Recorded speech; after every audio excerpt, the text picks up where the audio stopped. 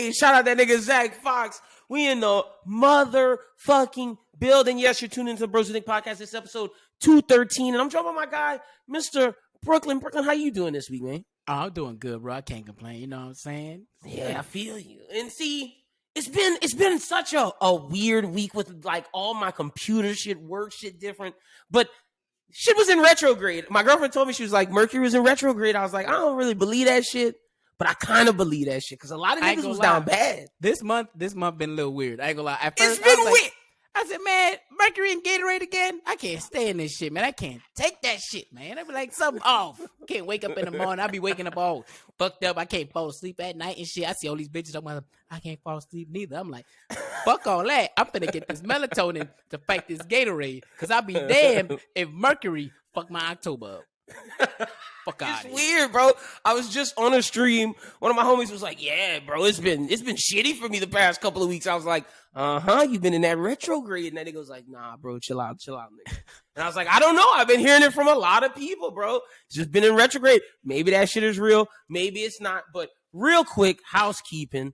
Just real quick, just to let y'all know, because we're not going to be transparent with y'all family. It's just now on the BrosWhoThink Podcast, me and Brooklyn. Doom parted ways. He's doing his own thing now. We want to wish him the best of luck. We want to see our guys succeed. But other than that, it's just going to be me and Brooklyn rocking right now. We're going to bring in a third chair every now and again, a bunch of different people. Some ladies might come join the show. We got some dudes we thinking about contacting. So it's going to be a rotating third chair. But right now, it's just me and B rocking. And then, of course, Schubert on Bros who we gotta bring him back. He wanted to. He said he wanted to come back to talk about something with us. So I'm gonna bring his ass in the beginning. That clown, dude. That dude. But see, he has a girlfriend now, so like we can't talk about his love life. Yeah, I'm about to say it's not as funny, but it's not funny. As spicy anymore. Yeah. Like but Ian is going through that spicy shit right now. And funny enough, I want to figure a way where we can take calls on this show because like I just went on a stream. And, like, They had people asking relationship advice. It was a fun time. And we know to our listeners out there, if y'all ever need help and you want our opinion, hit us up. We'll take it. Like, I need to figure out a way whether we do a stream once a week, once a month, maybe once a month where people can call in and talk to us through the Discord. Maybe we'll figure something out. But I think that'd be fire. That sound fire. I ain't gonna lie. Exactly. And make sure, follow us on TikTok. Me and Brooklyn making exclusive content over there. Like it gonna be fun over there. Y'all make sure y'all go follow us over there as well. And then just some other housekeeping. Pitch it this weekend. This Sunday, Ian and I are hosting it. We got Dan Exclaims taking on Peter from What Do You Say Anime. Big match going down at 7:00. The winner's gonna try to take the belt from me. We're gonna see. I doubt anybody's gonna beat me this go around. Such maybe in the tournament. Young man. Bro, I'm pretty good at this game. But see, they think I cheat. They think I got Schubert in my back pocket. That's like a storyline. Back pocket. I ain't gonna lie. I don't. I'm clearing the air for y'all. All those rumors out there. He got Schubert in his back pocket. Wow. Yeah. This is crazy. This is wild. See, this is a storyline. This is what people have been saying, but it's not true just because I beat niggas' ass. And be sure to find out what happens next in Sunday. It's going down because I'm talking my shit. But let's get to it, B. Oh, all right. This kind of where I want to start this week. Old people. Bro. So me and you've been talking. We've been talking about fixing the system. Right. Fixing the computer, the thing that runs the pod, talking about what RAM I need. And my shit was already tripping because of I was updating it, lightning hit, stopped the update. So I had to bring it to the orchard anyway. So I just said, let me upgrade my RAM while I'm there. Bro, tell me why old people are out here going to Apple stores to fix and recover their Apple ID, change their Apple password. Like they're paying $30, $40, $50 to do things that their grandkids could do at home for free. I was mind blown. I literally asked the person, I was like, do they really come to y'all for this shit? He was like, bro, you'd be surprised. This is how we make most of our money. I was dumbfounded. Either one, their grandkids don't be coming to see them. That's probably what it is. That's sad. They don't trust them with the phone, but like I can't see. I just can't see you not like if they available. I can't see you not being like, hey, I can't get into my Apple blah blah blah. I can't download apps no more. My shit fucking up. They Or even I can't offer figure to out the change iCloud. your email password. Like one person was changing a Google shit. I was like, this has nothing to do with like, but they pay for that. I did not know you could offer that as a service. It's sad that they had to start offering that as a service. Like, the fuck, bro? What you mean you can't get into your email, my nigga? Reset your password, my nigga. What you mean you went to the store to find out how to reset your fucking password? Bro, I'm dead. Like, That's down bad, bro. I was shocked. I literally. They was can't like, blame that on Gatorade and Mercury. I tell you what. Fuck out of here. That's ridiculous. That's fucking ridiculous. The more people down bad, man. I swear. Because I asked the guy, I'm like, bro.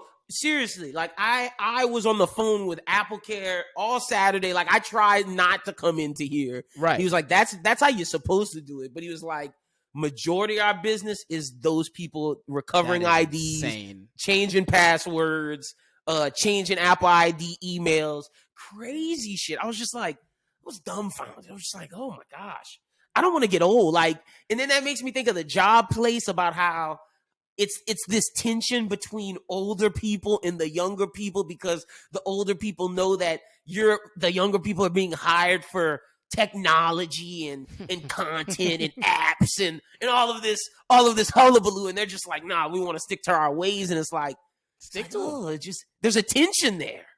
Yeah, I mean, fuck them though, because the way I'm looking at it is, look, if you not gonna adapt with the times, right? Yeah, like they tell us to adapt. Then fuck them. They always talk about pay off these student loans. We had to pay off our student loans. Nigga, your student loans was $50. Fuck out of here, bro. Get the fuck out of here. Get the fuck out of here. The average cost of a book has quadrupled. Not even. It's probably like 100% times fucking more expensive to buy a fucking biology book with the lab shit today than it ever was for a fucking biology class. So they keep that same energy when they be talking about, oh, y'all need to pay off your student loans. Fuck y'all and learn the internet. How about that? No, that's true. Hey, it's adapt or die, and like that's the crazy thing. I didn't realize how intense corporate America was. Like being in it, like it's real. Niggas actually really grimy. Bro, I'm telling you, bro, you can't trust certain people. Snakes, bro. Niggas out here, snakes. Down bad, bro. Down bad. It's wild, boy. Like I was just like, this really some Game of Thrones stuff. Like some people, like, especially like, for example, me, I don't give a fuck. You know what I'm saying? That's how I am. I'm just doing my job. Thing, right. And then like I seem to find my ways I find myself getting promotions because I'm curious and I want to know how the entire building works. I want to know how this works to make that work. You can do multiple things. Right. So then I start learning things because I was just being nosy. It wasn't because they were like, we need you to learn this, and that. I was just like, I'd go to a different part of the building. So what does your job do? How do you do that? How does that contribute to the cycle of this entire cog we got going on here? And then they're like, yeah, we like that. We like a man who wants to know how everything works. And I'm like, oh shit, And it turns out that you end up playing the corporate game sometimes just being curious. Yeah, but see, I feel like that's because like, people, I feel like we like what we do. Right. And like, we just want to know more about what we do. And a lot of these people been here for like 30, 40 years. And they just collecting a check. Yeah, man. They don't give a fuck, bro. They don't give a fuck. That's a fact. So like, if you're out there and you experience that, let us know how that is. Let us know in the comments. We want to know, or let us know in the Discord. But that's just something I noticed. Like, old people in technology, it's getting rough. It's getting rough out there. So shout out to you old people. So let's get into some of the news shit. Yo, we posted a talk about this. Our man Juicy Smollett, baby, is going to trial. He going to trial. Is he going to go to jail? I don't know if he's going to actually end up going to jail. I see Juicy's sister having to pay a really large fine because he ain't got no fucking money. He can't pay that shit. Yo, his sister killing it. Shout out to Journey. Like Journey going crazy, bro. That's the Smollett I fuck with. She gonna end up having to pay that fine. They may not say it out loud, but between the both of us, we know where the money at in the family, right? And I can see them being like, "Listen, we're gonna make you do community service and pay a fine." but the fine gonna be hefty as shit. Because all that they're gonna make him pay for the investigation cost for the Chicago PD and all that other shit. They're gonna make him pay for lawyer fees, all kind of crazy shit for the DA's office, people that was investigating. They're gonna make him pay for all of that shit. They about to hit him for a lick. I'm telling you, bro. And I think, and that's what he should be worried about is just the fine. I don't think he should be worried about going to jail. They're not sending his punk house arrest. He getting something. You can't just lie and say it was a bunch of niggers and said, hey nigger, this is MAGA country. You can't say that. Like, you can't just come out and say that happened. Like, dude's got to get house arrest. Man did it on an exclusive interview too. Like, had Robin Roberts up there looking like a fool with your goofy ass. He said, "What you say to me?" So he punched me. So I punched his ass back. Talking about we started tussling. Nigga, don't nobody tussle. Don't nobody tussle. But the crazy thing is, do people remember he said he walked either into a subway or into his house with a noose around his neck? Like he kept it on. Talking about? Kept it on. He wanted. I guess he wanted everybody to see. Like, oh yeah, these motherfuckers put a noose around my neck, and I walked all the way home with it on. Send him to jail, bro. He needs to do a year. Just a year. He can't be telling fibs like that, my G. No, sir. I mean, and like, it would be one thing if like he did a bid, right? And they came home and he was able to act again. Bro, nobody is ever calling his line again, bro. It's crazy, bro. Like, complete self-sabotage, bro. Like, in all aspects of life, bro. Every time somebody see him, ain't you the nigga that lied about the black people beating you up? The white people? Wait, was it white? Was they black? Which one was it? Huh? Turned out it was some Nigerians. Man paid some Nigerians to rough him up. If he wanted to tussle with them in the bed, he should have just said that. Oh, see, there you go. Oh, freak ass Juicy. Talking about he wanna tussle with some Nigerian princes in the ice. Like, come on, bro. Look, no matter what, that was that one part that stuck with me the entire time was when he said there was white people outside on the south side of Chicago after midnight. You capping, bro. And they beat him up, put a noose around his neck, and said, hey, nigga, this is MAGA country. The only time white people are on the south side of Chicago is during baseball season. The Cubs do not play in the winter, my nigga. So, like, I was like, this is cap. That's hilarious. I can't wait to see what happens. Nah, this shit gonna be interesting, bro. I'm betting house arrest. I'm betting house arrest. That's what I'm betting for. I mean, I just don't think they should put him in jail because, oh, Lord. He wouldn't do well in jail. And look, I don't know what jail they putting R. Kelly in. But them niggas, if them niggas end up in the same jail, boy, they killing the talent show. I'm trying to tell you, bruh. Hey, Chicago Penitentiary finna be lit. I'm trying to tell you. God damn. Do you think R. Kelly's someone's bitch in jail? Not yet. Because I've been being that I've been figuring out TikTok shit for the network's TikTok. Right. I got trapped in prison TikTok the other day. And prison talk fucking funny, bro. I ain't gonna lie. That shit fucking funny though. Bro, it was talking about how they beat up and kill pedophiles, and I was like, well, damn. I asked a comment. They didn't answer my question. What they gonna do to R. Kelly? Well, see, the thing is, we gotta wait to see when he gets sentenced type shit, right? True. Find out if they're gonna put him in general population. Yeah. I don't see them putting him in Gen Pop. I can see, but the issue he has is that he didn't do like a rich nigga crime. You know what I'm saying? He didn't. That's why it wasn't embezzlement. You know what I'm saying? It wasn't one of those crimes where they could put you in a felony, low maximum security prison. He gonna be somebody's bitch, bro. That's a fact. That's a tough situation for him. If he'd have did some rich nigga crime, he'd have been like Wesley. He'd have been like Martha Stewart. He'd have been straight. You know what I'm saying? But that kind of crime, nigga. He going to booty rape jail. Like, he going to real jail, bro. Hey, he really gonna be fighting for his motherfucking life. Is this camera on me? I'm fighting for my motherfucking life. That don't even make sense. I guess it makes sense now, Kels. I guess it makes sense now.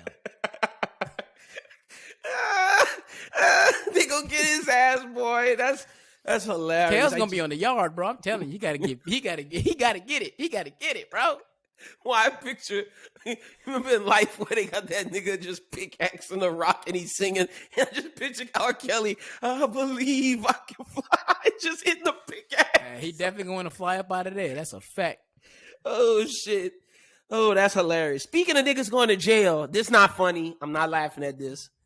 That nigga Tyga going to jail. That nigga was beating up on his girl. That I saw the picture. That was bad. I saw the picture too, and I was like, God damn. I was like, Jesus. I mean, I'm not gonna lie. I think there was another claim before this that Tyga put his hand on a woman. I don't think this was his first time hitting a woman. Oh, c'est la vie, man. That's that shit. Put that. It's that rich nigga shit. Sometimes niggas be rich for too long, especially somebody like Tyga that was rich before he was even legally able to like fucking buy a pack of cigarettes and shit. And just lose sight of reality. That's exactly what that is, bro. Just lose sight of bro. I could never imagine. Like, I'm such a non-conflict person. I don't even want to like punch a dude. Like, I will if I have to. Right. But like, same. I could never fix my fist on my face to like hit a girl. Like, and that's supposed to be your girl. Like, that's crazy. Not even like a random girl. You know what I'm saying? Because like, that's your girl. Depending like, on the situation, cry when you hit her. Does that not faze you? Depending on the situation, you may end up in a predicament one time or not in your life where you may have to punch a dyke or think about punching a dyke. You know what I'm saying? Because sometimes they be in a club trying to test your gangsters. You know what I'm saying, bro? Like, look, bitch, just because I'm not, confrontational, don't mean I won't hit your bitch ass. You know what I'm saying? I mean, it's kind of fucked up, but like, I know some clubs that charge more for dykes to get in than men. That's crazy. That's discrimination. Like, it'll be free for ladies, $10 for men, and it dead ass will say 20 for studs. And I'm like, how can they do that? How are you? And the bouncer will like, if you ask the bouncer, he will dead ass say, nah, because them bitches be in there fighting. They don't be giving a fuck. So I'm not gonna completely take it out of the equation. But my girl, that's crazy, bro. My girl, yeah, that's crazy. He's wilding. That's and like her whole. It was like, bro, she looked like Zuko off of Avatar. Like her whole side of. It looked like it was like some repeatedly. It wouldn't look like it didn't look like one strike. No, it looked bad. Like those, it made me like, it made me wince. Like, yeah, I was like, Tyga. Just when you nigga going to jail, didn't learn from Chris Brown. Did not learn, right? From and Chris that's Brown. His boy. Fan of a fan, nigga. Fan of a fan. Tripping, man. Wait, that's tripping, man. That's a funny joke in there. That nigga Tyga was a fan of a fan. Fuck, bro. That's not funny. That's fucked up. Send that nigga to jail, bro. Some other fucked up shit in the world. School administrator in South Lake, Texas, advised teachers last week that if they have a book about the Holocaust in their classroom, they should also have a book with an opposing perspective, aka you should have Nazi textbooks in this Texas class.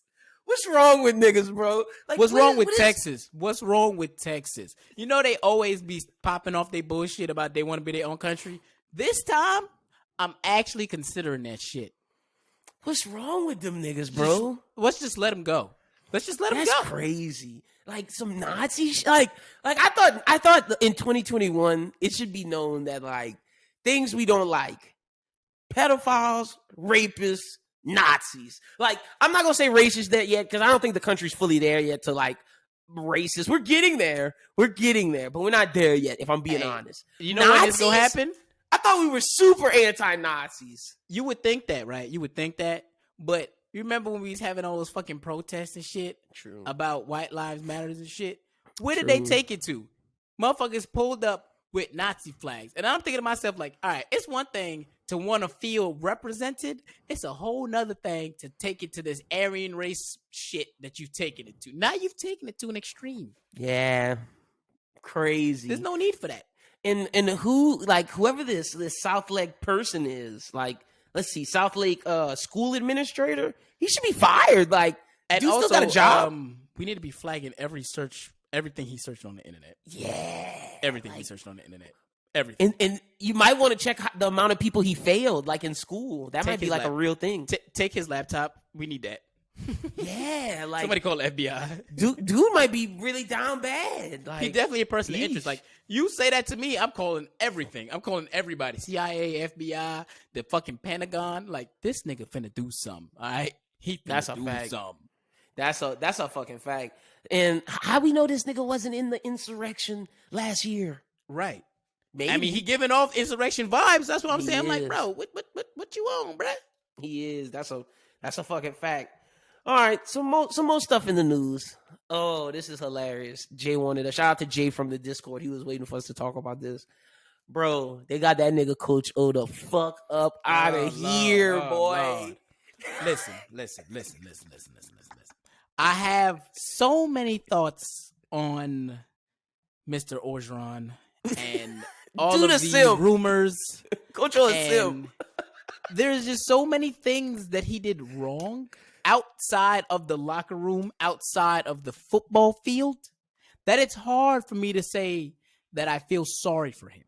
Because he did so many things wrong, like bringing bitches and kids to practice, hitting on random women in gas stations. Like, bro, you are the head coach of the LSU Tigers. Why are you hitting on gas station bitches? That's crackhead nigga shit. That's parking lot pimping nigga shit. It turns out the woman he hit on was someone high administrating's wife. Like, Coach O said, I won a national championship. Bitches ain't look at me like this before. I'm trying to get some pussy. I'm 46 million. I leave my wife 6 weeks after the national championship. I'm trying to get some punani, bro. Clearly, bro. That's all he gave a fuck about. And I mean, I think the lady even said she was pregnant. He was like, that's a vibe. Yeah. Like, I'm like, bro, you letting this get to your head. Reel it in.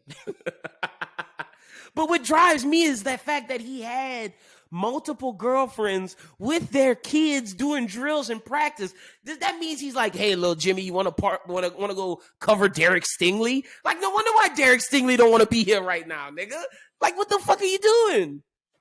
I also want to commend all of these athletes that never said anything. Yeah, they kept it quiet. Like, what kind of payments was he giving y'all before y'all niggas use y'all likeness to get y'all to be so quiet?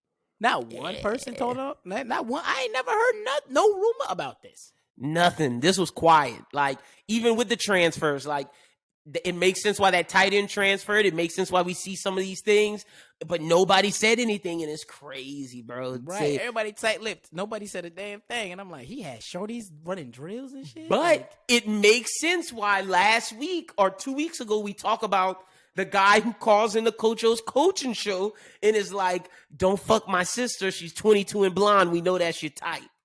I mean, look, I completely believe that man from the jump because almost all the rumors around him and Les Miles was about 22-year-old blonde chicks. Yeah, most of them, you know, I know Les like him tall. You know what I'm saying? He like him tall and skinny. You know what I'm saying? Mm-hmm. So I mean, like, that didn't even Coach O, he take them all shapes and sizes, right, baby. It was the running the drills for me. Like, bro, this is supposed to be a serious practice. You got these fucking 6-year-olds running around, and Stingley over here trying to perfect his cover 3 game, and you fucking everything up. I ain't got time for that. I ain't got time for that. Now you got me fucked up. That's when you got me fucked up. That's what I'm saying. Like, that's too much. And people in the Discord was like, respect his pimping. Respect his pimping. This nigga a simp. This nigga's a simp.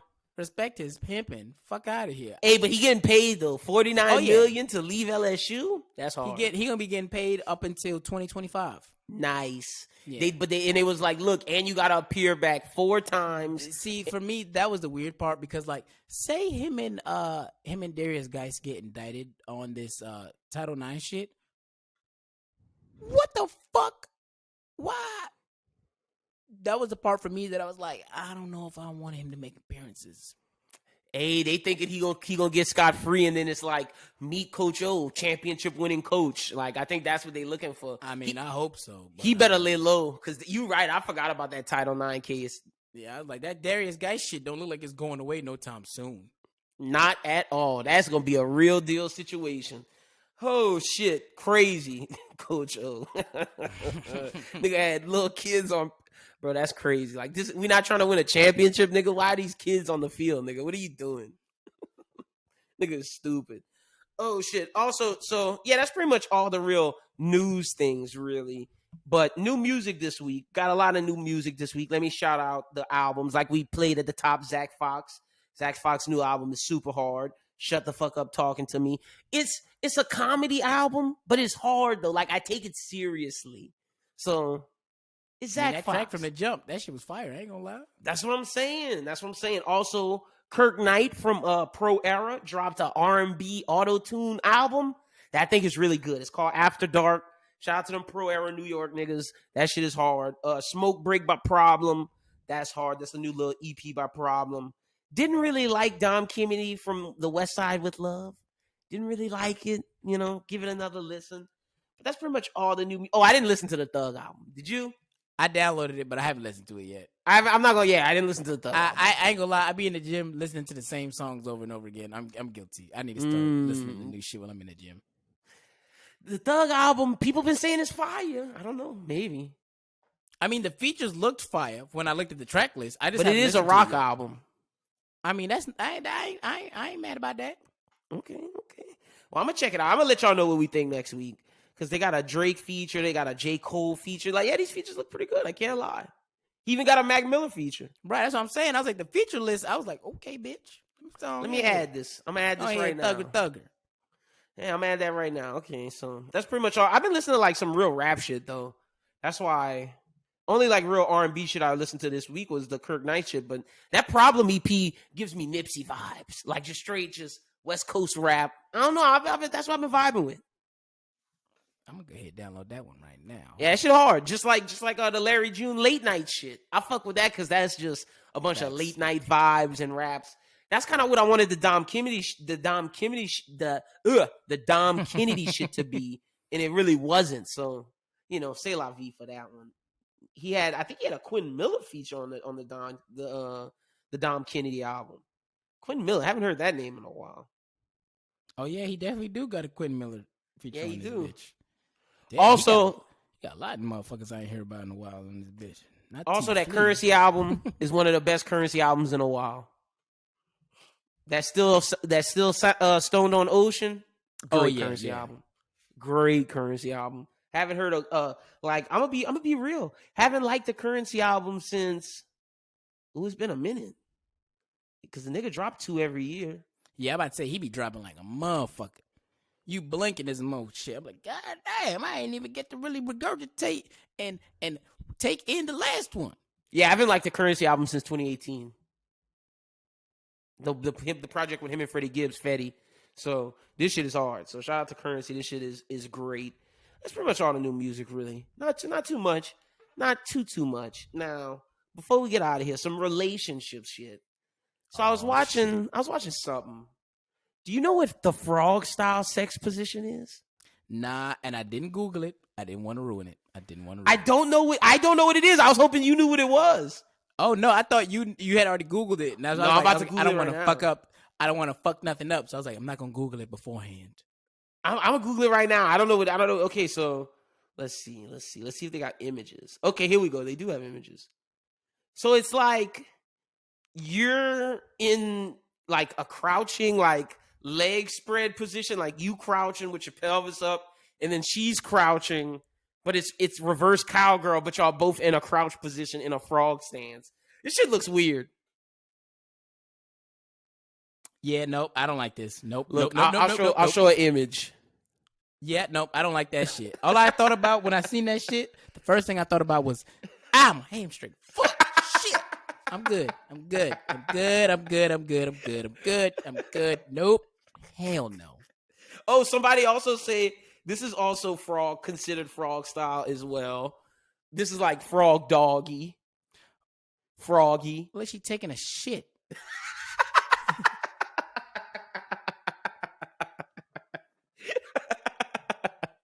That's funny. Yo, but the real shit is catching a hamstring while you're having sex. That's the worst. Catching a fucking Charlie horse. So that first frog shit look like you just and you asking for it. Bro, I get shame. Like when that happens, I'm shame. I'm like, don't touch me. But my shit tighten up and I'm just limping like I'm walking around screaming. And she's just laughing. I'm like, bro, don't laugh at me. I'm shamed. This is like, don't do this. Like, I'm vulnerable. I'm butt-ass naked, and I caught a fucking cramp in my leg. Like, how often are you catching cramps in your leg, big dude? Oh, no, this is not like a frequent occurrence. Okay. If it was, that's an issue. You need to eat more potassium. No, this is not a frequent thing. But when it happens, it's just like, ooh. When you go too hard, bro, it's too many rapid pumps. I gotta slow down the rapid pumps. Like, you know. You're gonna have to fuck around and stretch. That's what I was about to say. Nigga, look, I'm gonna need you to stretch before you start getting freaky.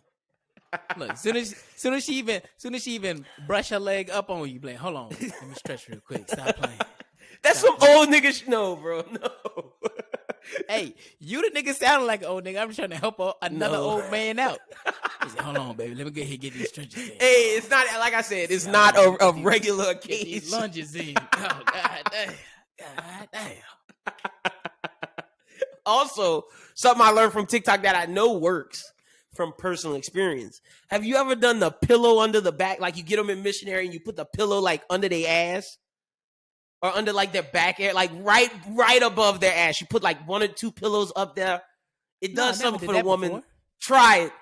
Oh, yeah, because it probably like moves the clit so that way you continue to. It does something special for them. Try that. Advice to all the niggas out there. Just know, Lynn gave you this advice. Put the pillow under 1 to 2. The more pillows you do, the better. But don't do 3. That's just obnoxious. Just do 2, and you'll be fine. Okay, I'm gonna go ahead and put that one in the back of my. I mean, I had sex about 2 months. But when I do it, you know what I'm saying. It's the first thing I'm gonna think of. I'm like, hold on now. First time you go back in the saddle, get them pillows up because I got about 6 pillows on my bed. I'm one of the men that be tripping. I got like 6 pillows on my bed. 6 pillows for just you. That's crazy, nigga. When I lived by myself, I was a 2-pillow nigga. Like it's just me. Look, I was raised by 3 women in a house. All I know is hella pillows on the bed. It don't look right. It don't look right, Lynn. I'm sorry, it don't look right. I be like, damn. I had 2 pillows for like maybe 2 weeks, and I was like, can't do this. But I bet you throw all the other pillows off the bed and you just use the 2. Nah, I probably use 3 pillows, and then the other ones are like pushed to the side. They be all crazy around. Like usually, by the time I wake up, one is on the floor at least. I know, gotta be. That's like when you're at a hotel and they got 6 pillows on the bed. You just throw all them unnecessary pillows to the side. Well, that's different though, because if I'm in a hotel, I'm probably getting freaky. So I'm definitely throwing the pillows up. Yeah, that's facts. That's facts. This shirt gone. That's a fact. No, gotta get the hotel pillows the fuck up out of there, real fast. Oh, I think that's pretty much it. I think that's pretty much everything I really want to talk about. Some things we didn't talk about that I had on the list, we'll talk about next week. We'll talk about them next week. So that's pretty much it, really. You know, light week this week. Not too much happened in the news cycle. Brooklyn, tell the people they can follow you on social media. You can find me on all social medias at Where Brooklyn At. That's Brooklyn with a Q, not a K. That's for marketing purposes. Because we are not trying to get sued. And we got a very special interview inside this episode. We got Jono Barnes coming on, comedian, Saints comedian, Pelicans comedian on the internet. He does a lot of sports comedy. Really good dude. A lot of comedy to make this year. Shit. Nigga, there you go. You being that I was about to joke with you, but that was a dig. I can't joke around with you because that was a dig. So I'm not gonna play with that. But yeah, we got Jono coming on right after the song of the week. So let's get into that right now. Hello, ladies and gentlemen. We got a very special guest today. I've been working on this for a while. There's a lot of interviews I've been working on, and they finally coming. And this is one that I'm hyped for. If you're a New Orleans Saints fan, if you are a Pelicans fan, shoot, if you're just a fan of comedy and sketch comedy, we got New Orleans' own Jono in the building. How you doing, brother? I'm doing good, Lyndon, and your intro could not be so much 100% true. I made you go through hoops and valleys to get my time because I am a very, very wanted man. I had to make you write the contracts and cross the T's, dot the I's. But, shout out to you and your team. Y'all finally were able to get it done because you know, Lyndon, how valuable my time is. And I only do the most prestigious podcast and am proud to be on your network. Hey, I rock with that. I rock with you, bro. This dude is hilarious. I'm so happy that you were able to come on the show, my man. First off, how you doing? I'm doing good. Look, I actually have a question. I'm gonna ask you a question first. Oh, yeah, go ahead. I don't know if you or your team read the fine print on the contract, but it actually says you guys have to change the name from Bros to Jonos. So I just want you to know that, right? All right, so just remember that, right? So okay, I got you. We the Jonos who think. Yeah. Just so you guys can honor me and my prestige for 24/7, not just when I'm doing interviews with you guys, but all the time. Okay, I expect to see that by November. I got you. I'm gonna take care of it for sure.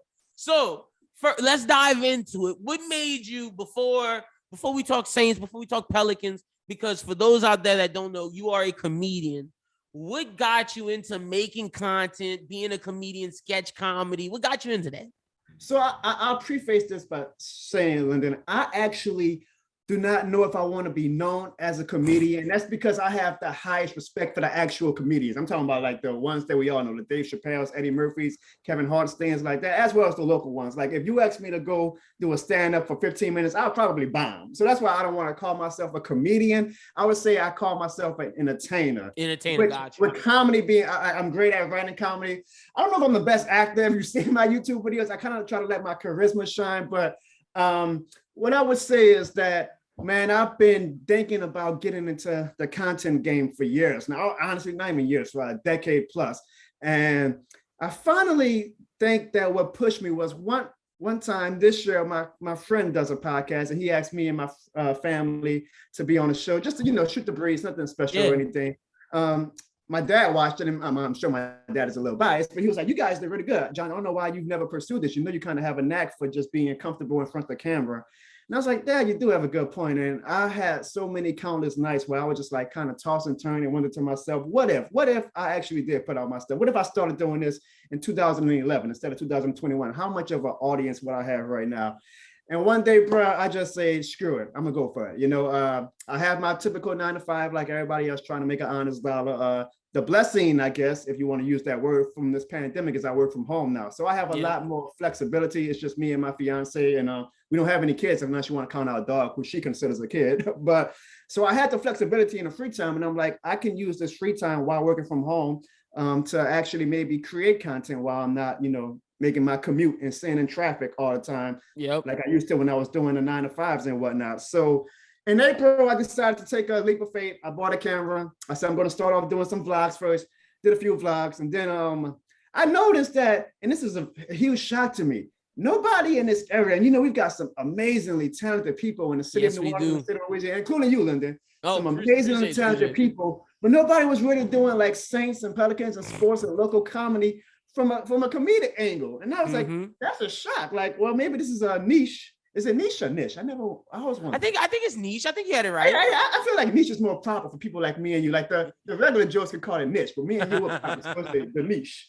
So I said, I think I could kind of tap into this Saints niche a little bit and do some comedy, because man, the Saints, they are a content creators. They provide you the ammo. They're gonna do all the work for me. All I gotta do is take what they give me and make a comedic aspect of it.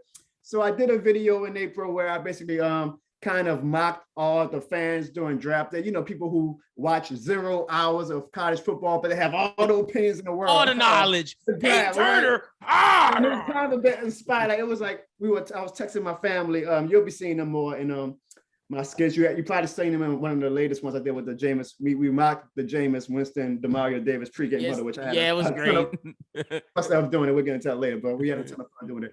And they were like criticizing some of the picks, like the Ian Book pick. One of my friends was criticizing. His name is actually Lyndon too. He was criticizing that pick. And I was like, dude, you watch 0 college football. You don't know nothing about Notre Dame. What the hell are you talking about? You don't like the pick. It might be a great pick. But then it like light bulb went off, and I say, let me do a comedy skit of like, all the reactions I can gather into one of how Saints fans are, and just make a video of it.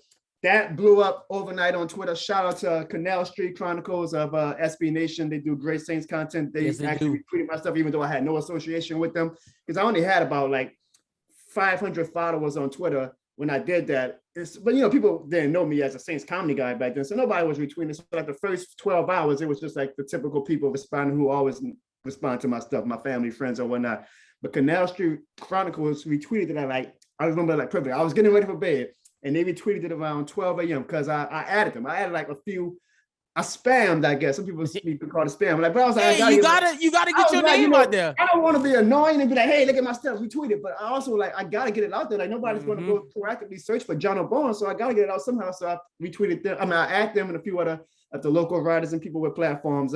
Canal Street Chronicles retweeted it, and then boom, boom, boom. Numbers started going up like instantly. And I'm not used to that, Lyndon. So I was like, oh shit. So me going to bed at 1 a.m. turned into me going to bed at like 5 a.m. because I was so amped up. You was hyped, yeah. And everybody was like, this guy's hilarious, yeah. And my father was I started feeling myself. I'm like, yeah. That's hard. I'm like, yeah, I'm the man. I'm the man. And from there, it just kind of took off where people started noticing my stuff. And here we are today.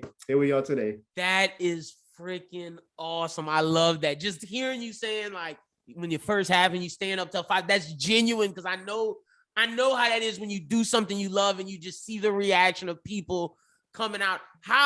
First off, I'm gonna take it a little bit back and go to something you said earlier.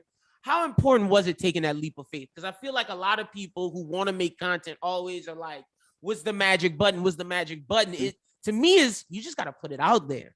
Right. That's exactly right. There is no magic button. If there was, everybody would be doing it, right? And everybody would have a million followers or whatnot. You got to put your stuff out there. You got to create high quality content. That's what I tell everybody at first. Everybody can pick up a camera and do something, but if it's not high quality, you're not going to draw an audience. So you got to get something that people actually learn into and want to actually watch too. And this is probably even more important than part 1, but I do think you need to have high quality content if you're going to put yourself out there, is you cannot be afraid to fail. And that's what I told myself constantly. I say, Jonathan, do not, my government name is Jonathan. I don't want to confuse anybody. Do not be afraid to fail. Be afraid to post one of my Saint skits and maybe it might get 2 likes and 2 comments. And, whether it gets 2 views or 2 million, you got to you're like, I feel like people get into that game where like they're afraid to put their stuff out there because, what if I put something out there and nobody engages with it? And now all the people are looking at me from outside like, look at this jerk. Oh, look at this idiot thinking that his stuff is funny. It's not funny. You cannot be afraid to fail. And I tell myself that to this day because I have a bit of an audience now, but I still pull out some stuff sometimes that some does great, some in the middle, kind of lowish. But you cannot be afraid to fail. And that's what I think a lot of potential content creators run into, is that they have this idea of overnight success or what success looks like to them. And once it's not there, immediately they get second thoughts and they're like, oh, I'm a failure. I don't, people are looking at me like this guy isn't Jake Paul, Logan Paul. Get out of here. You're trying to be something. No, you cannot be afraid to fail. And that's what, gets me through every skit. I'm like, I'm going to put it out there. If it fails, it fails. I'll take a shot. It is what it is. But I would tell people, do not be afraid to fail. Write that down on a post-it note in front of your camera or something so you can always remember, because that is absolutely huge. You cannot be afraid to put yourself out there, and whatever people think is what people think, but do not be afraid to fail if you're going to get into the content. Hey, that is 100% real, because the fear of failures would help. Like when you said, what if I'd have started in 2010 instead of now? Bro, if I'd have started in 2015, 2014, 2013, when I first started a podcast, but you can't think that. You got to just do it and get it out there and not be afraid of failure. Love that 100%. So far, what has been your favorite skit to write, and what has been your most challenging to write? I would say my favorite is, I always feel like my favorite is the next one I'm gonna do, because I'm like, this is good. That's what, because you always that's a real creator right there. My best one is the next one. You want to grow and get better with each one. I would say though, if I did one recently with my cousin and one of my best friends. We did, like I just mentioned, the Jameis Winston, DeMario Davis pregame huddle, where we kind of mocked it. I think what I like most about it is I kind of want to incorporate my friends and family more into my skits. Now, don't get me wrong, I enjoy doing them solo dolo sometimes because I'm my own boss. So I can, I work on my own schedule. I work on my own. This is funny. Then once you start adding people won't have their own ideas of what they want to do. Their own opinions, yeah. And I'm like, shut up, let me follow my damn script, but we had a blast doing it. If you watch the skit, like at the end of the skit, and the great thing about working with my friends and family is that we've known each other for years. So we're real close. Like me and my cousins are extremely close.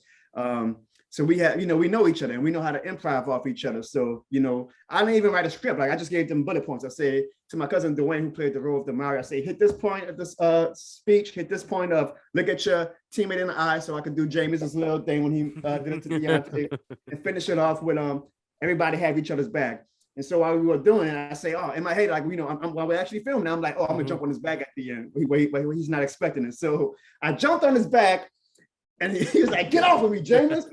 He threw me. Like, if you watch the skit, he Nate Robinson you with Paul Pierce when Nate tried to jump on Paul back. Yes. And so we did it like 3 or 4 times. The first take was actually perfect. Like the first take was good, but I'm a very meticulous director, and I'm like, I need to do at least 3 or 4. You want it your way. Options, you know. So he was like, well, you want me to keep throwing you off me? Your shoulder's probably going to hurt. I'm like, oh man, I'm fine. In the moment, I'm going off adrenaline, so I was feeling great, man. So bang, bang, bang. We finally got the take that I loved on the 4th take. About 30 minutes later, man, we all just chilling, talking. Man, I go to stretch. My arm was so stiff. And I was like, boy, if these Saints fans don't show love to this kid, I'm going to be pissed. My shoulder was hurting for about a week after that. But I had so much fun doing that, and I want to incorporate my family and friends. Because I feel like I could be more creative when I have more, you know, supporting players. More people, yeah. So that was my favorite skit. I would say the toughest one that I ever did, I don't know if I had any tough. They're all kind of tough in their own way because there's so many things I want to do. And when you're working by yourself, and then I know you have a team as well of your friends that you work with. Sometimes you have to do stuff on your own, and it's so hard because you're doing the role of editing, you're doing the role of filming, you're doing all this stuff. So a lot of my skits, if you guys watch them, if your audience eventually watches them, you'll see like I put a lot of just creative, different gimmicks into it, and that's the hard part. More so, not just filming, but just like then get into the editing. I don't know. And tell me if you agree on it. Like for me, editing is the actual job of content creating. Me filming, me writing down my scripts and stuff, that's fun. Like I enjoy doing that. That's a hobby. But when I get into the part where I go to my computer and I have to start editing, that's the job. That's what turns my nights into me going to bed at 2 a.m. or 3 a.m. That's another advice I want to give. You get into the content creation game, prepare to lose a little bit of sleep. Because, you know, if you got to put, you know, if you're working 9 to 5s and whatever, you're going to have to make a little sacrifices. So my sacrifice was I'm going to give up a little bit of sleep so I get myself out there. But editing, every because I do stuff with the green screen, and sometimes I want to have like 2 people in it, but I can't have 2 people because everybody have their own lives, so I can't call my cousins and family all the time to come be in the skit. So I say, okay, well, I just do the role of DeMario and Jameis. I'll actually give you a heads up. I have a skit coming out tomorrow on our end. I don't know when this interview is going up, but where I'm playing DeMario and Jameis again in the post game. Okay, so by the time they hit it, that'll be out.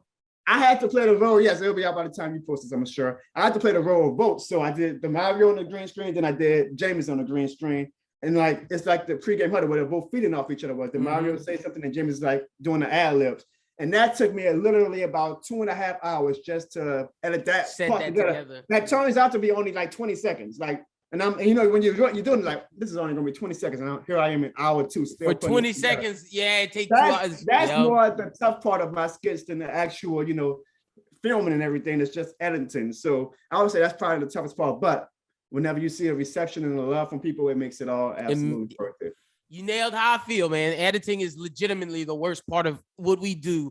But like you said, when you see the reaction, when you hear people loving what you make, it just makes everything worth it. Now, oh shit, Lyndon, I see Cowboy Bebop. The trailer just released. No way. I know. I'm just. Oh, you fucking with me? Hey, y'all, me and Lyndon, man, we developed a friendship even before this interview. All jokes aside, since this interview. So my man is deep into it. He wants this. I'm like, man, this man, hey, Lyndon got some passion about Cowboy. All right. Nah, hey, I'm an anime. Hey, man, as you can see. I see it. I'm not an anime. You know what I am? I'm a Simpsons fan. I love the Simpsons. I don't know. Okay. Hey, that's my show. Hey, we'll save that. We're going to get into that because that's part of the fun. That's part of the fun. We're going to get that. Now, let me ask you, so before we get to Saints and Pelicans in your fandom, what is your goal with this being an entertainer? I don't want you to necessarily put a cap on yourself, but what are you looking to accomplish from this? So I would say when I really took the leap of faith, I was like, man, the best thing would be if I can start doing this full time. Like I get enough subscribers on YouTube, followers on Twitter, Instagram, Facebook, that I can make a good enough living that I can put your 9 to 5 all my focus and, you know, like I'm sure everybody does when they get into it. If I ever do reach that point, well, then I'm not going to be, I'll be very happy, you know, but I won't be content, and I'll go to whatever the next goal is. I don't know, maybe, you know, you've met them before, RDC World. I love what they do. And I've learned during my content creation, what I'm most impressed about is how they actually, Mark, I guess, is the leader. He gets everybody consistently to do skits, like trying to get my family to come and It's join hard, my man. job. Right. That's why I'm probably so happy at that James, because I finally got just 2 of them to come and do a skit with me. I'm like, guys, if we do more together, we can probably, it's more, it gets something more unique to view. It's like, oh, you get more notice from like when you have a gimmick, I guess a family gimmick, than when it's just little old Jono. When you got a team, people like seeing right, the team. right. So my I guess my biggest goal when I started this will be if I can do it full time, that would be great. And then if I ever do reach that level, then I'll be like, well, shoot, maybe we can go further with this. Maybe you get your own show or something. I mean, that's like extremely best case scenario. I'm not, I feel honestly, Lyndon, that I'm a success now. Like just even getting to the point of being able to do podcasts with somebody like you, honestly, like to me, I'm a success. If I die tomorrow, this was my peak. Oh, he had a few followers on Twitter. He went over 1,000 subscribers on YouTube this past weekend, by the way, which I'm very proud of. Congratulations. Thank you. I can say, hey, I was a success. I put my stuff out there. I was not afraid to fail when I did it. But I would 100%. Say being able to go full time would be great because, man, I have so many, not to, brag or anything, but I have so many creative, like not just Saints and Pelicans. Like I want to do general comedy too. I can tell. I have so many great ideas, I feel, and I just want to put it to action, but there's only so many hours in the day. You obviously have to have your priorities with your actual job, while balancing your personal life as well. So if I can get to the point one day where I can like really just put 100% of my all into creating my content and still being able to pay the light bill and everything, that would be absolutely amazing. 100%. Now, I saw you tweeted something that you got a little flack for, but I will say I agreed with you. The tweet about, hey, the secret might be out about the dome. Yeah. Not that we're saying the fans are anything about the fans, because I think people misinterpret that because we were not talking about the fans. You were talking about just the mystique of the dome. There's so many domes around the country. I mean, you have the 12th man in Seattle with that fan base, but in terms of just the effect of the dome, the loudness, I don't know if it's the loudest stadium anymore. How did you just talk to me about that tweet and you can clarify what you meant? I understood what you meant, but just go ahead and do that right quick. And the funny thing, Lyndon, is if I would have put that tweet out literally 8 months ago, nobody would notice. So that's no one would have said shit. That's how far I've come. Like that was one of those like, oh yeah, I actually do have a platform now that people, Saints fans, look for my stuff. So somebody tweeted the video of the coin toss in overtime, or with Malcolm Jenkins and Jabril Peppers, where Peppers was like, "We want that motherfucking ball." Yeah. We're gonna, like he was talking trash. They were hyped up. They should have been. They just came back from down 12 points. I can't believe we lost that damn game. Anyways, pissed me off. And I was like, man, I just remember when players were intimidated just by being in a dome, and it kind of reminded me that damn, all our last 3 playoff losses have come in the dome. One to Kirk Cousins, The 2019 NFC Championship game, I'll excuse. We all know we got robbed of that. So a loss is a loss. I mean, history goes down as a loss, even though it has an asterisk next to it, in my opinion. And we lost to Tom Brady and the Buccaneers. I'm like, damn, it's the Super. And granted, that one was without fans, but still, I was like, and it was more of a general point. Like, I wasn't just attacking the Superdome, but home field advantage doesn't, like you even mentioned with Seattle. Like, I feel like we might be able to go into Seattle next Monday and get a win. We did it with Teddy Bridgewater. Yeah. I'm not saying we will. I don't want, our history with backup quarterbacks. Geno Smith probably gonna line us up for 400 yards, but we'll see. But I just don't think home field advantage is as big of effect as it used to be. But I think some Saints fans took that as I was like criticizing the fans for not being loud enough against the Giants. And that was not my intent at all. It was just to say that, guys, it just feels like opposing teams have across the NFL, as they should, like opposing coaches and players, they're professionals. They probably say this is how we can combat fan noise better. So now I don't think that not just the Superdome, but opposing stadiums in general do not have Jerry World. It doesn't have it's still beneficial, and sign me up if the Saints can play every playoff game at home. Absolutely, it's beneficial, but it's not the be all end all that it used to be, which sucks. But that's the game. I mean, look, we just won our 3 wins this year on the road, right? Yep. I mean, I guess you could count the Jacksonville game, and week 1 was a home game, but they had more Green Bay fans. Like that, we're good on the road. Like, it's not like an insult to the Superdome. It's just that being on the road seems to be not as tough of a burden as it used to be. And that was my point. A few Saints fans understood, some got on me, but I just enjoy the engagement, not everybody's always going to agree with you. Not everybody's always going to find my stuff funny, but as long as they're engaging with me, I feel like I have that's all that matters. I have a purpose now, So what's your expectations for the Saints to finish out the season? Oh man, I flip flop because then we're the yo-yo team that Sean Payne doesn't want us to be. So we're up one week and I'm like, oh, we could be a 10-11 win team. Then we're down again the next week and I'm like, we'll probably be 8-9, 7-10, whatever. I'm gonna say I do, and I'll be transparent. I did not think we were going to be a playoff team before this season. Me neither. So I actually already had ideas in my head of skits I wanted to do because I'm like, we're not going to be good this year. So I know some things I could kind of poke fun of by us not being good. But we shout out to Sean Payne, one of the best coaches in the league. He has these boys ready to play. Even with all the talent we love, we still are a formidable team. I will say, I think we're probably going to be about 10-11 wins in that range. Right now, I'm at 10, 9 to 10. That's where I'm at. And I'm fine I'm absolutely fine with that. And my thing now at this point, because the last 4 years, Linda, man, I was all in on the Super Bowl. Like, emotionally, like if we lose, it hurt my soul. I'm up to 4 a.m. A regular season game and we lose, and I'm tossing it out. How could we lose? Like, I wanted to be dominant and be the best. This season, I knew, okay, we're probably not going to be the best team in the league throughout the regular season. But as long as we get in, just get in the dance, and maybe we get hot. Maybe when we get all these players back, we kind of sneak up on all these teams, and they're like, damn, the Saints were on this great in September, not they are in December. Kind of like the Bucks, and then they got hot at the right time, and then they went on a run. I would love to it could be the 6th seed, it could be the 7th seed, I don't care. Just get in the playoffs. Just and then getting them. We go on the run. Now, if we go to the playoffs and we're one and done, I'm still happy with that because I did not expect us to be a playoff team. But I would say probably like you 9, 10, 11. I know that's kind of cheating by not giving a specific answer, but in that 9, 10, 11 range. And then, if I'm gonna say if, because we getting excited, like, oh, Michael Thomas is about to come back, Anyemata, Will Lutz, McCoy, Armstead, but how often do we actually stay healthy all the time? I mean, I'm sure once they come back, somebody else might get hurt. But God, if we can get healthy for the playoffs, then maybe we can, go make on some noise. 2008 New York Giants like run.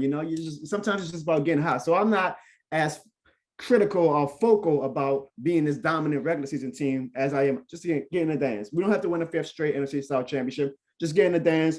And let's see what we can do. 100%. Now, let's get into some of the fun stuff. What's your favorite TV show? The Simpsons. Okay, I am Simpsons. a Simpsons geek. I would say a close number 2 is The Fresh Prince of Bel-Air. If people watch my stuff, I think that they would see like some of the inspiration I get from comedy shows like The Simpsons, Fresh Prince, Chappelle Show, In Living Color. Like those are the shows that I grew up on. Inspiring you. The Simpsons is probably going to be around before, even after I'm passed away. So I'm still growing up on The Simpsons, but The Simpsons for sure is my number 1 show. That's one of my lifelong goals, is to be on that show one day. Hell yeah. That's gonna happen. Your answer to the question. Like, what's my goal with this content creation? If I get big enough that The Simpsons will have me on the show, brother, I've made it. Hell yeah. Now, favorite comedian? Dave Chappelle. Dave Chappelle. Is that controversial right now? No. I know he's getting all this. Yeah, I respect everybody's opinion of how they take his comedy. I'm not. Go watch the skit. Like, don't listen to the clickbaits and actually go listen to what he says. Right. And I'm not going to tell marginalized people how to feel as we're marginalized ourselves, because we're minorities ourselves. So I'm not going to tell them how to feel. I've taken an approach because I've grown. I've said things in the past that I look back on and I probably regret. So I feel like it's all about growing. But I'll listen to what they have to say. But I feel like in my heart and seeing all the things he's done, Chappelle is just a great guy at heart. He's a genius. He's absolutely my favorite person. He's my favorite comedian. Now, okay, so now if you could go anywhere on vacation, no COVID, where would you go? See, that's a question that sometimes people, I don't know. This might be weird. Like, I've never had these destinations where I was like, I got it. You know what? You got to go there. It used to be Disney World because I'm a geek at heart and I love Disney World. And I've been there many times, and that's probably the place where if I could go multiple times, it would never get old to me and I'll always be the happiest. So I don't want to say Disney World because it's like Disney World. Okay, it's Disney World, right? It's a great place to go to, but you don't want to go to France. But that's your spot. I want to go to all these places, but there's not one specific place that I'm like, I have to be at. So my default answer is Disney World because it's the happiest place on earth, man. It just makes me, whenever I go there, like forget about the nonsense of the outside world. And you just kind of get entrapped in this bubble almost of like, everything is good. Life is happy. Everybody loves each other. And I love what that brings. And, I know that there's so much business behind every establishment. So I'm not naive, but just being in Disney World kind of gets me that happy feeling. So I feel like that's a weak answer, but that's a great answer. Now, my final question before we get you up out of here is, if you're the writer director to the Jono movie, how do you want it to end? Whew, that's a good one. Look at you. I try. That is a good question. How would I want it to end? All right, I would I might think now. I promise you, I'm gonna be thinking about this question for days now. So when I text you another answer, all the answers that maybe you put it when you. Oh yeah, I'll put it up there. Take the description, and it might be like 2 months from now, but I might say, this is how I want it to end. But top of my head, how would I want it to end? So he started off. It'll be like an inspirational story / comment, like, oh, he was just this regular old Joe, started making content creation. It blew up. He wound up having his own Netflix show or something like that. And it's going to end with me as an old man. And I'm just walking, let's say, on top of a mountain or something, right? Mm-hmm. And I'm just looking at the scenic view of everything. Like, it could be any city. Yeah, let's make it New Orleans. That's my hometown. I love it. So I'm looking at the dirty ass streets of Bourbon Street, Decatur, French Quarter, Park, all that I'm looking at. And I just take a deep sigh. And I go, I did it. Hell yeah. Boom. Credits. Right. And they could be, Jonathan Barnes, as portrayed by Steph Curry. I don't know.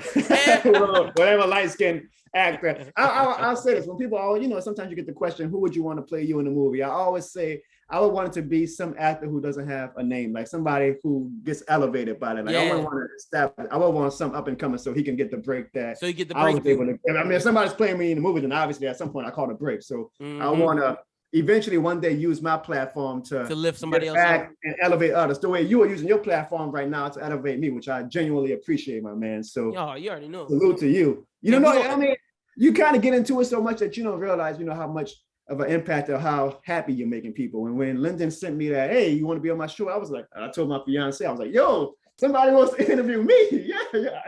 I appreciate that, man. Walked around like this all day, chest out, and all that. Yeah, you can't tell me. And we're going to definitely bring you back, man. We're going to have to talk about the Pelican season when we get close. I know I didn't talk much about it today. Yeah, we're going to talk about it soon. So I am, to your audience, I am a 13-year NBA veteran. They're like, wait a minute, Jonathan, what you mean you're a 13-year NBA veteran? You living in this little house, where's your mansion? Where's your jersey? I was actually a ball boy for 13 years. Yeah, you were. But a Hornets / Pelicans. So any player you can think of, I've met. I was there for the Chris Paul era. I was there for the AD era. I was there for the beginning of the Zion era. 13 years is a long time, huh? Yeah. How was that? Imagine the stories I have, Lyndon. Imagine the stories. And what I try to do on my channel, like it's a lot of skits, which the skits is what my bread and butter is, which I love doing the most. And I want that to be the focal point of my YouTube channel and my social media platforms. But I also do vlogs and I also do story time where I kind of like tell some lighthearted stories of my time in the NBA. So if any of your viewers are interested in like that's where they check it out about Chris Paul, AD, or Zion, or Kobe Bryant. I did a video where I got to work with Kobe Bryant for the first time. They can go to youtube.com/Jono Barnes, and I try to do at least maybe once every 2 months of NBA story time where I talk about my 13. That's a long time. Yeah, that's a long time. You're gonna have content for a while. Years, and they started joking at the place. We'll be like, damn, dude, you're gonna be like in a wheelchair, rebounding for the players and stuff. I say, hey, as long as I love it, man, as long as I love it. But so we got the YouTube channel. Tell them where they can find you at, because I want them to be able to know where they can find you at. YouTube.com/Jono Barnes. Actually, every platform: Facebook, Instagram, Twitter. If you put in Jono Barnes, I'm going to come up. That was strategic. Well, that wasn't strategic. My name is Jono Barnes. But then I say, if I'm gonna start this, I want everything to be uniform so that people search Jono Barnes, all my stuff instantly comes up. You don't want to be Jono Barnes on Twitter, but then the Saints Comedy Show on YouTube. I want people to search Jono Barnes and all my stuff comes up. So youtube.com/Jono Barnes. I actually went over 1,000 subscribers last week. They say, Lyndon, the first 1,000 is the hardest. So you made that, brother. Here's another advice to anybody. Take your small victories, man. 1,000 subscribers is still nothing crazy. I'm still a small fish in a big pond, but that's man, still a lot. Do it. Take victory laps, man. Be proud of the work that you put in and the success that you have. So I'm very, very happy about that. And I hope that your viewers check out my content and maybe they'll be the ones that get me to 2,000 subscribers. Hell yeah, and they definitely will. Thank you so much, Jono, for coming on. Like I said, we're going to bring you back because we want to talk Pelicans with you, Saints, and we really appreciate you coming on the show, my brother. Thank you, Lyndon. Lyndon, remember, change the name. I got you. Jono's Who Think. Jono's Who Think. That's Jono Barnes. See you, Lyndon. Or I will send my cease and desist letter I'm gonna get all my lawyers to come after you, Lyndon. I'm not Lyndon. Don't clap, Lyndon. I'm joking. You see my face? I know you serious. I'm joking aside. We have fun, but John knows who think. John knows who think. I got you. And I want you to change. I want the profile pictures. I want it to be like me, like this. Okay, I'll send you a picture tonight. Yeah, send me the pic. Tell your girl don't get mad when you see it, when she sees like you getting a selfie of me like this. Okay, I want the channel to now honor my Jono 100%. Y'all make sure y'all go follow my man Jono and y'all check out his content, and let's finish up the show with Bros Who Ball. Want to shout out to Jono Barnes for coming on the show. Appreciate him. As he says, it's Jono who thinks. That's my guy. Really appreciate him for coming on the show. And usually at this time, you know what it is. It's time for Bros Who Ball. But Schubert and I will be back next week to talk all things sports. Short week, and with my computer and everything, we didn't know if we were going to get it done. So we just said, you know what? Let's just wait till next week. And I promise next week we'll do our NBA season preview and pick all of our stuff, talk Pellies, do all of that next week. So be on the lookout for that. But for Jono, for Schubert, Lord, but y'all go follow my guy Schubert. For Brooklyn, my name is Lyndon. You guys have a good one. Until next time, make sure you follow me at BWT. Follow BrosWhoThink at BrosWhoThink. And this Sunday, make sure you tune in to Pitch It. But until next time, have a good one, and peace.